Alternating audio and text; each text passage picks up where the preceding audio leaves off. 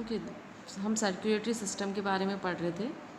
तो circulatory system के जो 3 पार्ट्स हैं, heart, blood and blood vessels. Last part में हमने ब्लड वेसल्स और ब्लड के बारे में पढ़ा था। अब हम हार्ट के बारे में पढ़ेंगे, the third part of the circulatory system. The heart is an organ which beats continuously to act as a pump for the transport of blood which carries other substance with it. Heart का काम क्या होता है? Heart continuously beat करता है, heart दिल जो धड़कता है वो कंटिन्यूसली बीट करता है क्योंकि वो ब्लड को पंप करता है कि वो ब्लड हमारी बॉडी के दूसरे पार्ट्स तक पहुंच सके। और ब्लड्स अपने साथ में कई सारे सब्सटेंसेस जो होते हैं उनको कैरी करता है एक जगह से दूसरी जगह पर। It is located in the chest cavity with its lower and slightly tilted towards the left. हमारा हार्ट जो है वो कहाँ होता है? चेस्ट के अंदर लोकेटेड होता है और हल्का सा किस तरफ होता है? लेफ्ट की तरफ होता है। The size of our heart is nearly equal to that of our fist. हमारे हार्ट का जो साइज़ है वो कितना होता है? हमारे फीस्ट जितना, मतलब मुट्ठी जितना साइज़ होता है हमारा हार्ट का। The heart has 4 chamber. अब ह्यूमन हार्ट जो है उसको 4 पार्ट में बांटा गया है, 4 उसके अलग अलग चैम्बर हैं। राइट एंड लेफ्ट ऑरिकल, या ऑरिकल को एट्रिया भी बोला जाता है, या फिर दूसरा सेकंड है left and right and left ventricle. तो टोटल 4 हिस्सों में बांटा गया है, तो 2 तो है ऑरिकल और 2 है वेंट्रिकल। कि तो ऊपर वाले जो 2 चैम्बर्स हैं वो क्या कहलाते हैं? ऑरिकल्स कहलाते हैं। They have thin walls and receive blood from different parts of the body. हमारी बॉडी के जो अलग अलग पार्ट्स हैं वहाँ पर ब्लड कहाँ आता है? इन ऑरिकल्स में आता है। तो ऊपर वाले 2 चैम्बर्स कौन से हैं? ऑरिकल्स हैं। मतलब हार्ट में जो ऊपर वाले 2 चैम्बर्स हैं वो क्या है? ऑरिकल्स। ठीक है। यहाँ पर कौन सा ब्लड आएगा? कार्बन डाइऑक्साइड रिच ब्लड, क्योंकि यहाँ पे डिफरेंट बॉडी पार्ट से ब्लड रिसीव होता है। The lower 2 chambers are called ventricles. तो नीचे के जो 2 चैम्बर्स है वो क्या कहलाएंगे? वेंट्रिकल्स कहलाएंगे। Blood from ventricles is pumped out of the heart. Ventricles से ब्लड को कहाँ पंप किया जाता है? हार्ट जो है वो ब्लड को वेंट्रिकल्स से पंप कर देता है। A muscular wall separates the left side of the heart from its right side. एक बीच के अंदर एक मसल्स से बनी हुई वॉल होती है ये, जो क्या करती है? लेफ़्ट वाले पार्ट को राइट वाले पार्ट से सेपरेट करती है। क्यों सेपरेट करती है? So the blood can not go from one auricle to another. वो सेपरेट क्यों कर रही है? ताकि एक ऑरिकल से ब्लड दूसरे ऑरिकल में ना चला जाए। राइट और लेफ्ट वाले को सेपरेट करने के लिए बीच में एक मस्कुलर वॉल है। Thus, this partition wall prevents mixing of oxygen-rich blood and carbon dioxide-rich blood. ये वॉल क्या काम कर रही है? कार्बन डाइऑक्साइड वाला ब्लड और ऑक्सीजन वाले ब्लड को आपस में मिक्स होने से बचाती है। The blood flows from the auricles to the ventricles through walls. Auricle से वेंट्रिकल में जो ब्लड जाता है वॉल्स के थ्रू हो जाता है। हमारे हार्ट के अंदर भी कई सारे वॉल्स होते हैं। The wall between right auricle and right ventricle is called tricuspid wall.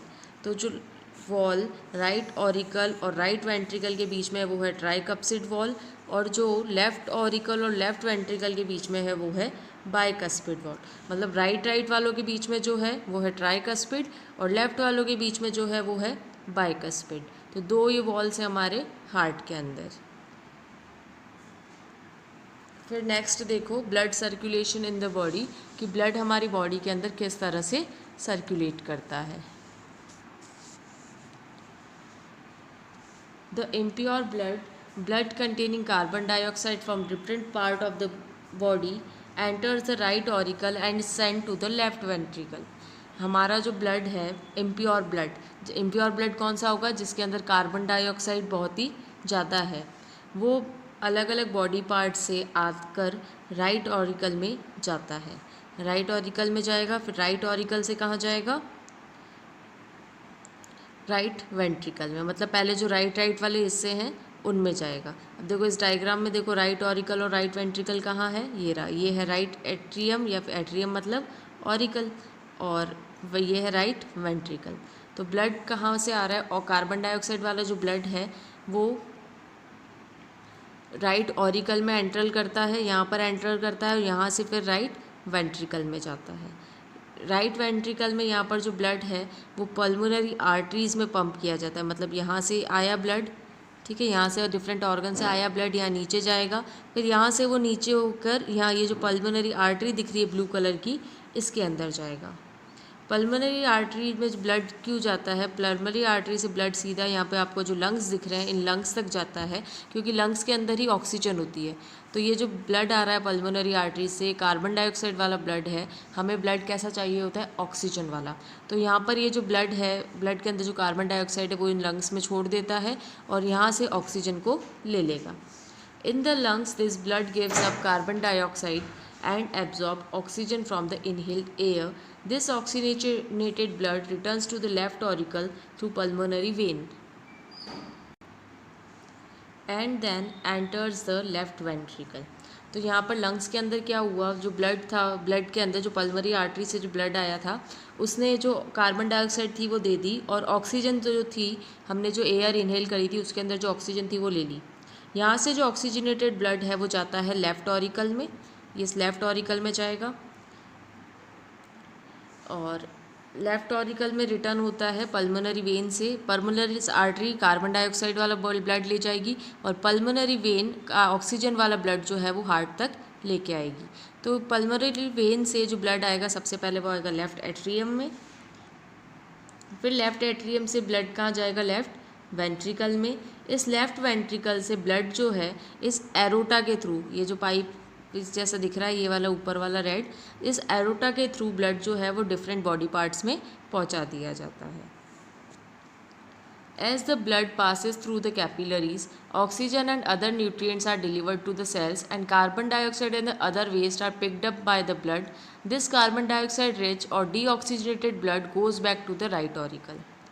ठीक है, तो ये देखो क्या हमारा डीऑक्सीजनेटेड ब्लड सबसे पहले कहाँ आया?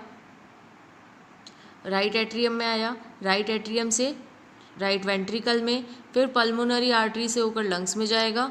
यहाँ पर ऑक्सीजन दे दी जाएगी और कार्बन डाइऑक्साइड दे दी जाएगी और ऑक्सीजन ले ली जाएगी। फिर पल्मोनरी वेन से होकर ये जाएगा वापस हार्ट में, ऑक्सीजन वाला ब्लड पहले जाएगा वो लेफ़्ट एट्रियम में, फिर जाएगा लेफ़्ट वेंट्रिकल में और लेफ़्ट वेंट्रिकल से वो एरोटा से होकर जो डिफरेंट बॉडी पार्ट्स है उसके अंदर सप्लाई हो जाता है।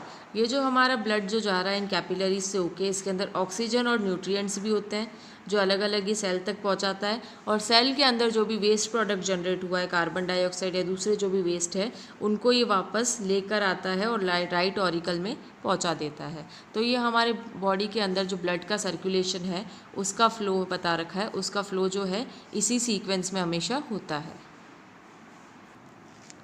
Next topic is heart beat and heart sound. हमारा जो हार्ट है उसके अंदर कॉन्ट्रैक्शन और रिलैक्सेशन होता है रेगुलर, वो क्या कहलाता है? हार्ट बीट कहलाता है। कॉन्ट्रैक्शन और रिलैक्सेशन कैसा होता है? जो जिसको हम बोलते हैं दिल की धड़कन, जैसे हार्ट ऐसे एकदम से जैसे सिकुड़ रहा हो और वापस फैल रहा हो, इस तरह का हमें जो फील होता है वो है heart beat. Human heart beats about 72 times per minute. एक मिनट के अंदर हमारा हार्ट जो है वो 72 टाइम बीट करता है। वन हार्ट बीट इंक्लूड एक हार्ट बीट के अंदर क्या होता है? एक कॉन्ट्रैक्शन होता है हार्ट मसल का और एक कॉन्ट्रैक्शन होता है हार्ट मसल और जनरल एक पॉज होता है उसके अंदर। ये गलत लिखा हुआ है यहाँ पर, कॉन्ट्रैक्शन की जगह एक्सट्रैक्शन लिखना पड़ेगा यहाँ पर, या फिर रिलैक्सेशन लिख सकते हैं। तो एक जो फेज़ होता है या एक हार्ट बीट जिसको हम बोलते हैं, उसके अंदर एक बार हार्ट मसल का कॉन्ट्रैक्शन होता है, एक बार रिलैक्सेशन होता है। तो दोनों ये कॉन्ट्रैक्शन और रिलैक्सेशन मिलकर एक हार्ट बीट बनाते हैं। During diastole the heart receive blood and during systole first atria contract to push the blood into ventricles and then ventricle contracts to pump blood into blood vessels. तो आपने जो BP machine कभी देखी होगी तो उसके अंदर दो रीडिंग्स आती है, एक होती है डायस्टॉल और दूसरी होती है सिस्टॉल। तो डायस्टॉल के टाइम पे क्या करता है? हार्ट ब्लड को रिसीव करता है, जबकि सिस्टॉल के टाइम पे क्या होता है? ब्लड जो है वो पहले एट्रिया कॉन्ट्रैक्ट होता है, इससे ब्लड वेंट्रिकल में जाता है और वेंट्रिकल से ब्लड वेसल्स में होके बाकी ऑर्गन तक पहुंचता है। तो मतलब एक जो हम दो रीडिंग जो देखते हैं हार्ट, जब हम ब्लड प्रेशर को मेजर करते हैं, तो एक तो होती है सिस्टोल और दूसरी होती है diastole. The contraction of atrial chamber and then ventricle chamber are two phases of heart beat. Heart beat के दो फेजेस होते हैं, एक तो क्या हो रहा है, कॉन्ट्रैक्शन हो रहा है आर्टेरियल चैम्बर का, और दूसरा वेंट्रिकल चैम्बर का। ये जो दो फेजेस है हार्ट बीट का, ये हम सुन भी सकते हैं, ये लब डब साउंड से हमें सुनाई देता है। अगर जो स्टेथोस्कोप होता है, जो डॉक्टर्स का जिससे आपकी हार्ट बीट सुनते हैं, वो अगर कभी सुनोगे तो उसके अंदर आपको हार्ट बीट का जो साउंड है वो लब डब इस तरह से सुनाई देगा। ये हार्ट बीट का जो साउंड होता है, ये जो हमारी मसल्स है उसके कॉन्ट्रैक्शन या वॉल्व के बंद होने के कारण हमें सुनाई देता है। ये जो लब फेज जो होता है, इसके अंदर वेंट्रिकल कॉन्ट्रैक्ट होती है, कस्पिड वॉल जो है वो क्लोज होते हैं। जबकि डब साउंड जब सुनाई देता है तो हमारी पल्मोनरी या एरोटिक वॉल्स जो है वो क्लोज होते हैं। डॉक्टर स्टेथोस्कोप का यूज़ करते हैं इसी लब डब साउंड को सुनने के लिए। जो डॉक्टर्स गले में लगा रखते हैं ना, वो क्या कहलाता है, स्टेथोस्कोप कहलाता है। फिर हमें एक एक्टिविटी दे रखी है, ये स्टेथोस्कोप को यूज़ करके करने की है। इस एक्टिविटी में हम हार्ट बीट और पल्स रेट को मेजर कर सकते हैं। स्टेथोस्कोप और स्टॉपवॉच चाहिए होती है हमें। स्टेथोस्कोप को लेकर हम क्या करेंगे, चेस्ट कैविटी के लेफ़्ट साइड में रखेंगे और हार्ट बीट को सुनने की कोशिश करेंगे। फिर 1 मिनट के अंदर हमारा हार्ट कितनी बार बीट हुआ है उसको हम काउंट करेंगे और उसको रिकॉर्ड कर लेंगे। फिर एक बार तो हम जब रेस्टिंग पोजीशन में होंगे तब इसको रिकॉर्ड करेंगे, दूसरा जब हम रन करेंगे या कोई हार्ड वर्क करते हैं उस टाइम रिकॉर्ड करेंगे। तो दोनों टाइम में हमें जो पल्स रेट या हार्ट बीट जो है वो थोड़ी अलग अलग मिलेगी। जब हम हार्ड वर्क करते हैं तो जनरली हमारी हार्ट बीट जो है वो भी बढ़ जाती है। तो ये था हार्ट बीट और हार्ट साउंड के बारे में। हार्ट कितनी बार बीट करता है 1 मिनट के अंदर, 72 टाइम्स, ये आपको याद रखना है। डॉक्टर्स जो इंस्ट्रूमेंट यूज़ करते हैं हमारी हार्ट बीट को सुनने के लिए वो कहलाता है स्टेथोस्कोप। ब्लड वेसल्स जो होती है वो 3 टाइप की होती है। कौन कौन सी? Arteries, veins and capillaries. Heart के 4 चैम्बर होते हैं और हमारा जो ब्लड है वो उसका लिक्विड कंपोनेंट प्लाज्मा कहलाता है, वो नॉन लिविंग है। जबकि जो सेल्यूलर कंपोनेंट है उसमें 3 तरह के सेल मिलते हैं, आरबीसी, डब्ल्यूबीसी एंड प्लेटलेट्स। अब हम इस चैप्टर का जो नेक्स्ट पार्ट है एक्सक्रीटरी सिस्टम उसको पढ़ेंगे। In our daily life activities such as cellular respiration, several chemical reaction takes place in our body. हमारी डेली लाइफ एक्टिविटीज़ जो होती है जैसे कि सेल्यूलर रेस्पिरेशन, सेल के अंदर जो रेस्पिरेशन होता है उसमें कई सारे केमिकल रिएक्शन होते हैं। These chemical reaction are known as metabolism. हमारी बॉडी के अंदर जो केमिकल रिएक्शन हो रहे हैं वो क्या कहलाते हैं? मेटाबॉलिज्म कहलाते हैं। These chemical reaction produces waste products such as carbon dioxide, water, salt, urea and uric acid.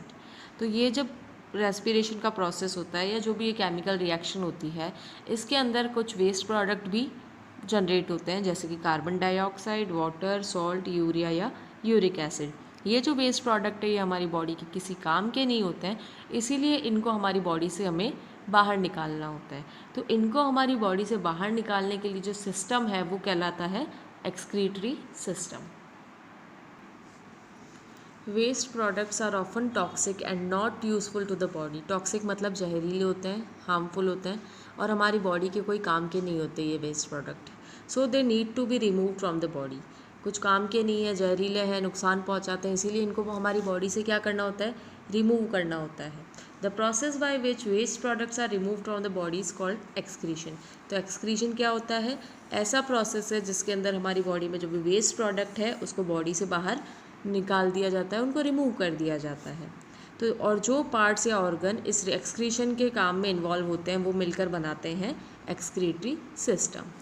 Excretion animals में कैसा होता है? देखो, जो सिंगल सेल्ड ऑर्गेनिज्म है, सिंगल सेल्ड, यूनिसेल्यूलर, जो एक सेल से मिलके बने हुए होते हैं, वो जैसे अमीबा या हाइड्रा, ये डिफ्यूजन के प्रोसेस को यूज़ करते हैं वेस्ट रिमूवल के लिए। प्लांट्स के अंदर भी कोई स्पेशलाइज्ड ऑर्गन नहीं होता, जैसे हमारे बॉडी के अंदर अलग से पूरा सिस्टम है, वैसे प्लांट्स के अंदर भी कोई अलग से ऐसा कोई ऑर्गन नहीं होता जिससे वो इस एक्सक्रीशन को प्रोसेस को करें। कॉम्प्लेक्स एनिमल जो होते हैं हमारी तरह, उनके अंदर स्पेशलाइज्ड ऑर्गन होते हैं एक्सक्रीशन के लिए। ठीक है, तो हमारी बॉडी के अंदर जो एक्सक्रीटरी सिस्टम है, अब हम उसके बारे में पढ़ेंगे। यहाँ पे देखो आपको डायग्राम भी गिवन है ह्यूमन एक्सक्रीटरी सिस्टम का। इसके डिफरेंट पार्ट्स क्या क्या है? Kidney, ureter, urinary bladder, urethra और यूरिनरी ओपनिंग। तो हमारे ये जो एक्सक्रीटरी सिस्टम के जो अलग अलग पार्ट्स हमें दिख रहे हैं, हर एक का क्या क्या रोल है, ये अब हम डिटेल में पढ़ेंगे। Human beings have various organs to get rid of waste. हमारी बॉडी के अंदर जो भी वेस्ट प्रोडक्ट जनरेट होता है उसको हमारी बॉडी से निकालने के लिए हमारे बॉडी में अलग अलग ऑर्गन्स भी हैं। The respiratory waste such as carbon dioxide and water is removed by the blood and एनिमुलेटेड through the lungs and the nose. हमारी बॉडी के अंदर जो भी रेस्पिरेटरी वेस्ट जनरेट हो रहा है, रेस्पिरेशन के टाइम क्या क्या वेस्ट जनरेट होता है? कार्बन डाइऑक्साइड और वाटर, उसको ब्लड के थ्रू रिमूव किया जाता है। और ये कार्बन डाइऑक्साइड कहाँ जाती है? ब्लड से होकर लंग्स में जाती है और लंग्स से नोज से होकर बाहर की तरफ निकल जाती है, हमारी बॉडी से बाहर निकल जाती है। The sweat glands in the skin eliminate urea, salt and excess water. Sweat glands जो पसीना जो आता है हमें, तो इस स्वेट ग्लैंड्स होती है जो कि पसीने को सीक्रेट करती है, ये हमारी स्किन के अंदर होती है। ये हमारी बॉडी के अंदर जो भी यूरिया, सॉल्ट या एक्सेस में जो वाटर होता है उसको इस पसीने के थ्रू बॉडी से बाहर निकाल देती है। The large intestine eliminate some waste like faeces through the anus. तो जो अनडाइजेस्टेड फूड है हमारी बॉडी के अंदर, वो हमारे डाइजेस्टिव सिस्टम का जो पार्ट है एनस, उसके थ्रू बाहर निकल जाता है। Apart from these, human beings have a well-developed excretory system. Let us learn about it. तो ये जो अभी हमने पढ़ा कि स्किन के थ्रू हो रहा है या फिर रेस्पिरेटरी वेस्ट जो है कार्बन डाइऑक्साइड वो ब्लड या लंग्स के थ्रू बाहर जा रहा है, या फिर जो फीसेस के फॉर्म में एनस से बाहर जा रहा है, इसके अलावा भी हमारी बॉडी के अंदर एक वेल डेवलप्ड एक्सक्रीटरी सिस्टम है। अब हम उसके बारे में स्टडी करेंगे डिटेल में।